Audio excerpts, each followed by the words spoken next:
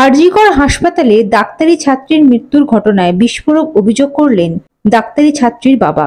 মেয়ের উপর যথেষ্ট চাপ ছিল হাসপাতালে কাজ করতে গিয়ে। সিনিয়র ডাক্তাররা ঠিক মতন কাজ করতে দিত না তাকে হাসপাতালে। তাদের মেয়েকে কেউ খুন করার জন্য সুপারিশ দিতে পারে।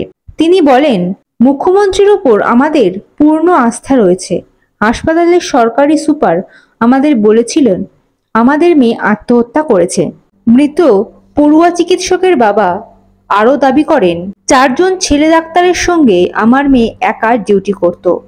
ও আরজিকর হাসপাতালে যেতে চাইতো না, অনীহা ছিল। বিক্ষোভরত ডাক্তারের সাথে পূর্ণ সহযোগিতা ও আস্থা আছে। আমরা যোগ দিতে পারি ওদের আন্দোলনে। পুলিশ কমিশনার বললেন তদন্ত আমরা এগিয়ে নিয়ে যাচ্ছি। কি বলেছেন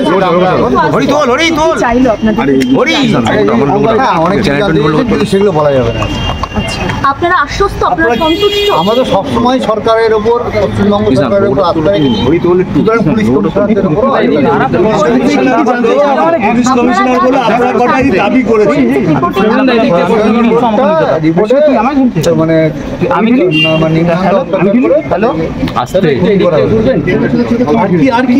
সেটা জানা গেছে কজন ছিল।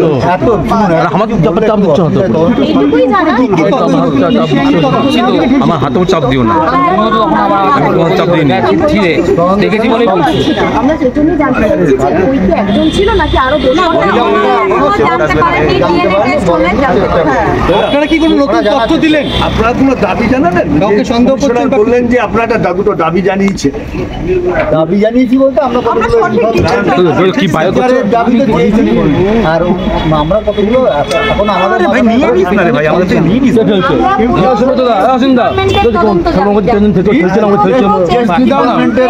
আমরা সন্দেহ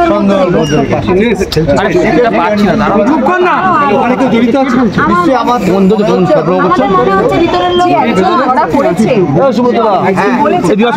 মনে হচ্ছে যে সে জড়িত ছিল। আপনাদের কি মনে হয়?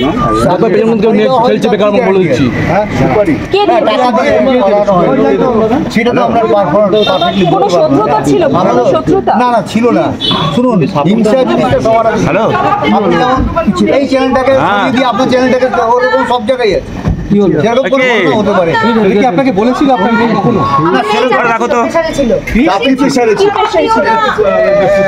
চাপে ছিল বলতে বিভিন্ন রকম, ধরুন পেশেন্টদের নানান রকম ট্রিটমেন্ট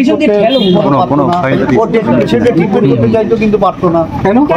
পারতো না, উপর থেকে বাধা, যারা সিনিয়র ডাক্তার তারা সহযোগিতা করতে পারতো নানান রকম ভাবে। সেটা তো আমরা তো টোটাল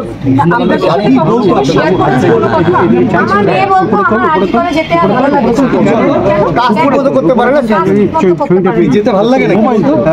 লোগোটা কেন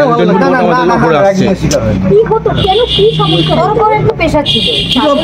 কি ধরনের পেশা ছিল? কি ধরনের পেশা?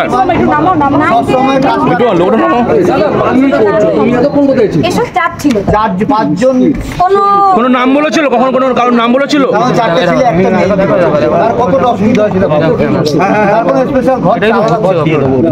ছেলে, তুই আমার ঠিক করলি? আমি কিচ্ছু করি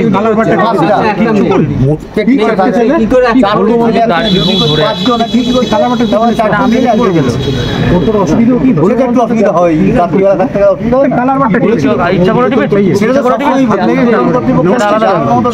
তুমি একটু কন্ট্রোল করো না একটু।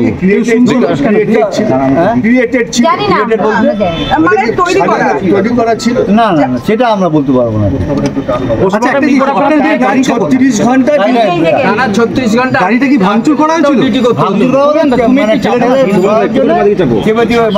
চেপেছে বলে গাড়িটা বেঁচে গেছে। কবে চেপেছিল সেটা? এটা পুরনো খবর। কিছু বলতে পারবো না। আমরা সঠিক তদন্ত চাই আর দোষীর শাস্তি। আর ছাত্ররা যে আন্দোলন করছে সহযোগিতা করুন। যদি যাবেন সেই আন্দোলনে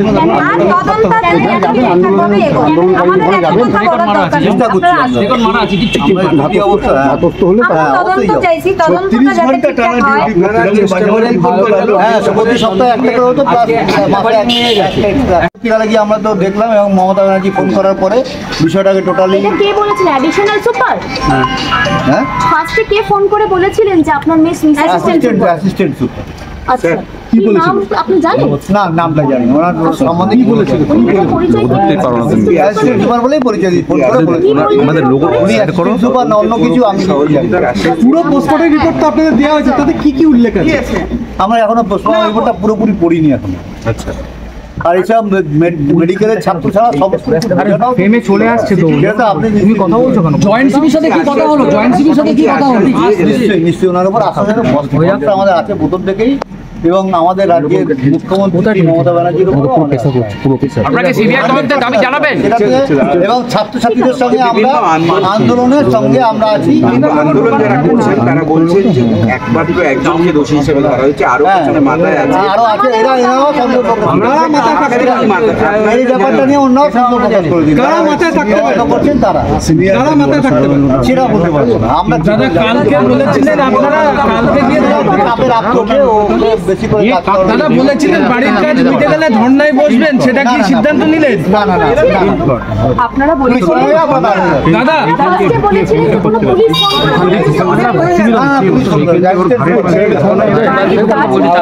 আপনারা বলেছিলেন ধর্নায় বসবেন, আর্জি করে গিয়ে সিদ্ধান্ত চেষ্টা করছি আগামীকাল থেকেই ধর্নায় যোগ দেওয়া।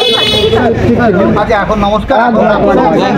আজকে দিনের মধ্যে আপনাকে বলে বলছি, আজকে দিনের মধ্যে আজকে উৎসব করবেন না, কালকে আবার আসবেন, কালকে আবার যা হবে কালকে একদম। Bureau report ND Bangla news. সবার আগে সব খবর, সঠিক খবর পেতে ফেসবুক পেজটি ফলো করে এবং ইউটিউব চ্যানেলটি সাবস্ক্রাইব করে রাখুন আর শেয়ার করতে ভুলবেন না।